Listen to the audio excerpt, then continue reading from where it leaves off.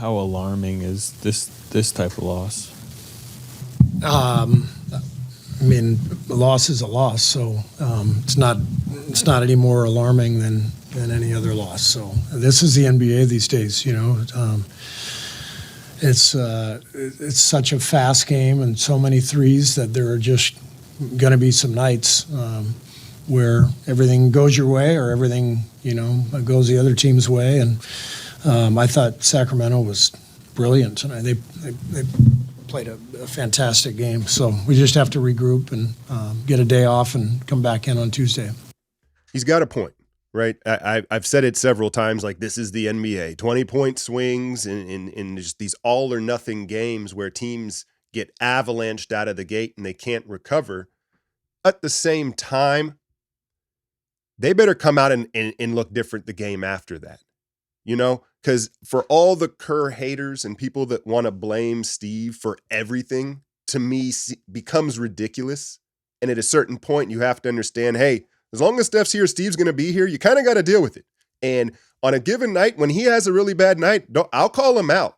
But to just constantly be berating that Kerr is the problem with everything, it becomes exhausting, right? But that said, you see these games here that seem to be happening too often for us, where we're not ready to play. It's just we just get blown off the floor, right?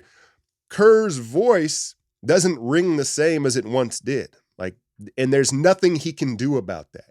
He's been with Steph and Draymond and Looney for too long, right? I don't know what his voice ever sounded like to some of these young guys, the way he's kind of handled their development, right? But in contrast to that, Doug Christie, you know, he's getting in this super honeymoon phase with the Kings where not only do they want to hear what he has to say, they're just grateful it's not Mike Brown's voice, right? And so there was that contrast last night.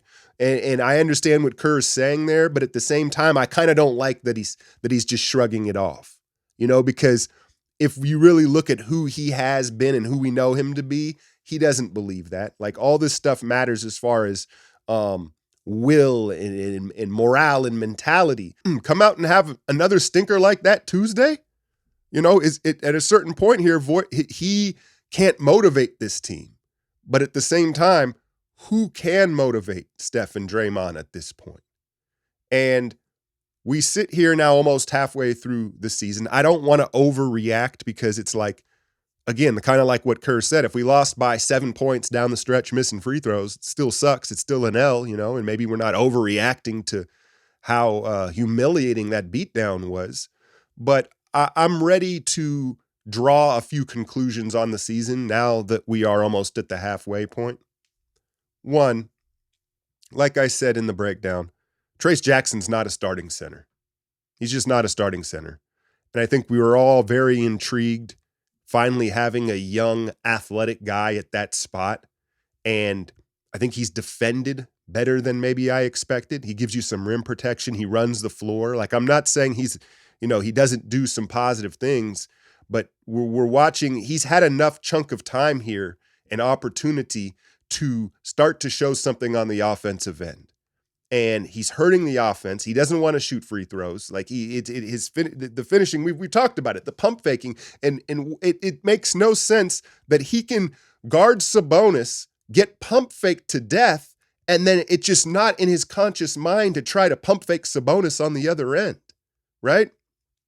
And, you know, it's so to me, listen, the contract that Trace is under, right? Like he is fine to be on the team. I'm not saying get rid of Trace, but in an ideal world, I don't think I'm not looking at him as the starting center of the future. And in fact, I question, is he really better than Kevon at this point?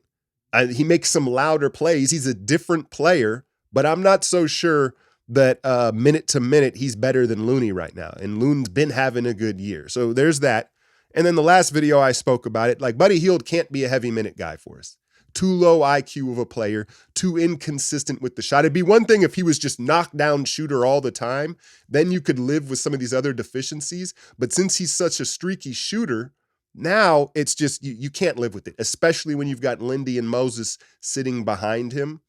And then last but not least, and most importantly, some of y'all ain't gonna like this, but this team can no longer revolve around Steph and Draymond in their two-man game. We've been talking about it for a while now, and it's predictable, and they're not. At this age, you can't do it. And there's this weird thing. Listen, Steph shot the ball well, obviously, right? But it feels like there's this weird subconscious vibe when Steph and Draymond are playing that affects the rest of the team. I can't put my finger. I don't know what to call it. It's like they're just, okay, y'all are going to take over. Like, we're going to fall back. Like, but whatever it is, it's not working. And, I just think that at this point right now, we talk about, these guys that fit around Steph and Draymond, they got to, right at this point, they got to fit around what we got until we got something different. And so again, I don't want to overreact to this too much, but it was just very disheartening considering we're trying to build off these 2 nice wins. And it's like, all right, now here we go. Let's get some momentum. And then you come in here against a rival in the same spot and just get your teeth pushed in, Yeah, I don't have much more to say about it, but bounce back. And I think now, at least for me, my moment of clarity is I don't know about sitting Loon anymore for Trace. Like, I'm assuming we're just going to keep rolling with it, but the deficiencies, he's not growing. Trace he's not like learning. He's not showing signs that he's going to improve. I get that it's a process, but he's not showing signs that he is going to figure it out offensively, right? And it's not like he is Robert Williams as a shot blocker. He has some nice shot blocks, but I think overall, we have to play bigger. And I know people have been screaming for this for years, but when you look at Steph defensively at this point, it's bad.